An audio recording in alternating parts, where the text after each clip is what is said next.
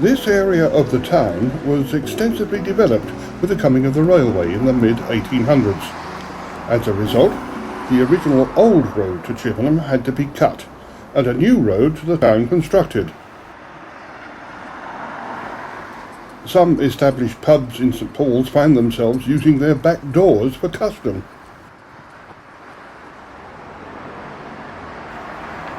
The area is a mixture of locally owned businesses.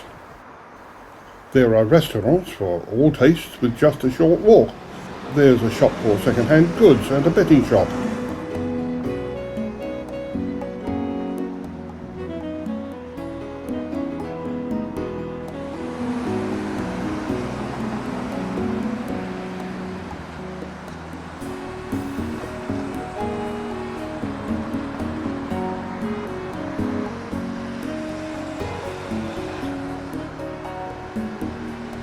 But there's also a shop offering high quality and imaginative arts and crafts.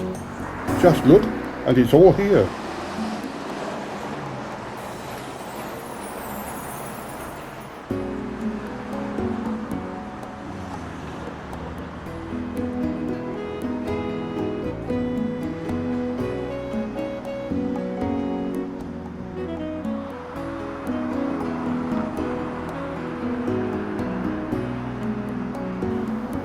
After a political struggle, St Paul's managed to keep its post and phone box and, more importantly, their post office.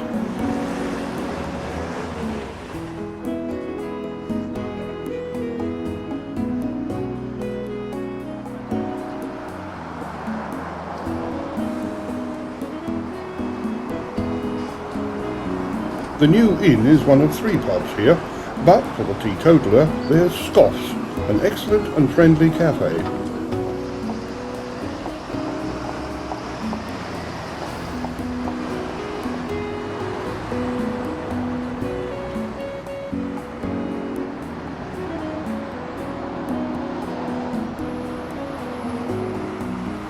In the late 1400s, a countrywoman, Maud Heath, financed a walkway for farming folk to bring their produce to market.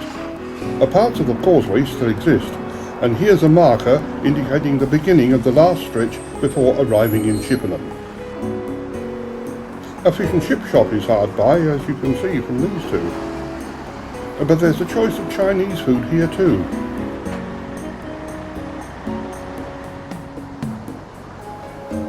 This garage is on the road to Swindon.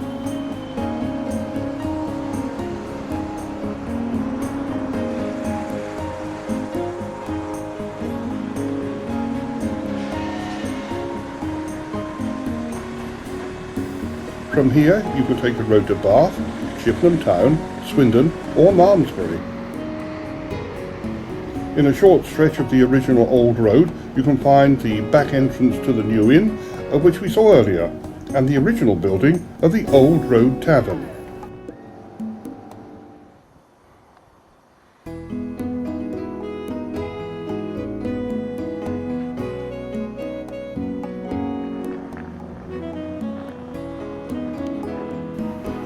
The train shows why the original road to the town was cut. This imposing building was once another pub, the Railway Inn. It's more recently been converted to flats. Hard by is the weighbridge, once used for the local distribution of coal, for example. The modern buildings here are the back of St Paul's Retail Park. And here's Chippenham Railway Station. The original station building was built to Isambard Kingdom Brunel's design and opened in 1841. Here's the front of the retail park, which includes many nationally known chain stores.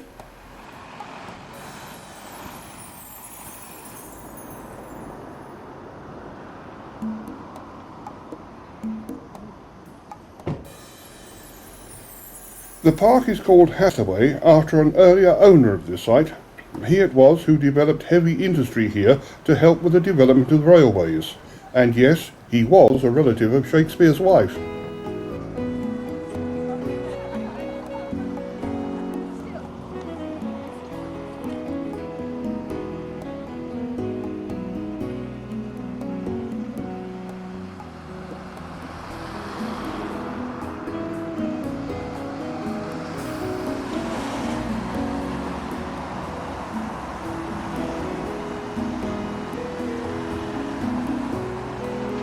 The Little George pub acts as a sort of hub in the St Paul's area.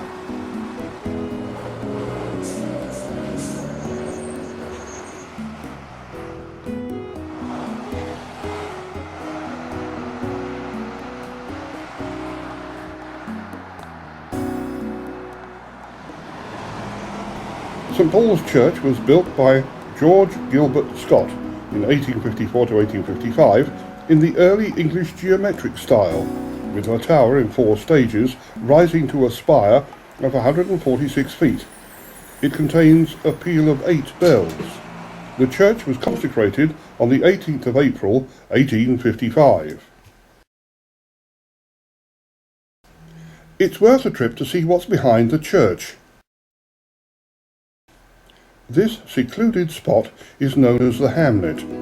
This is an Old English word meaning a small group of dwellings or community. More substantial properties could be found here, which were obviously intended for the upper classes at the time of their construction. Compare them with the houses of the Malmesbury Road, which were intended for the workers on the railway. These days the gardens show care and attention, but the residents of the hamlet jealously guard their exclusivity. Signs say that cars and motorcycles are not allowed here unless the drivers are visiting a resident. The road is an excellent shortcut from the Malmesbury Road to the Swindon Road, which you can see in the distance, but such use is forbidden.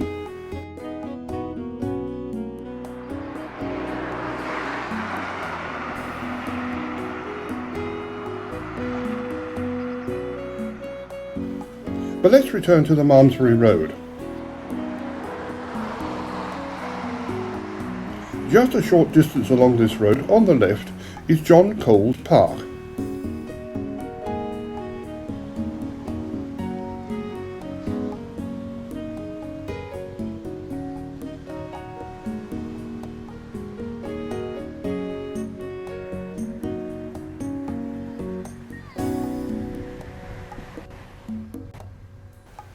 Today it's enjoyed by all members of the community, and it's much appreciated even on a cloudy Sunday afternoon like this one. You'll find young families out for a little exercise and playing games. St Paul's Church can be seen from all over the park. The park boasts a sensory garden where herbal plants and bushes give pleasure to those with limited sight, and where they can sit amongst the scents and the aromas.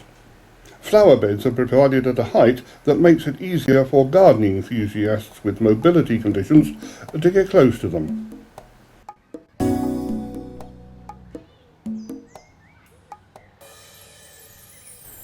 One of 2 public parks in the town, this one was provided by John Coles, a one-time mayor of Chippenham. He was reputed to be a quiet man who made his wealth as a chemist and businessman. He was also a benefactor for the town, and his legacy enabled the purchase of 14 acres of land to create the park, which was opened on May of 1923.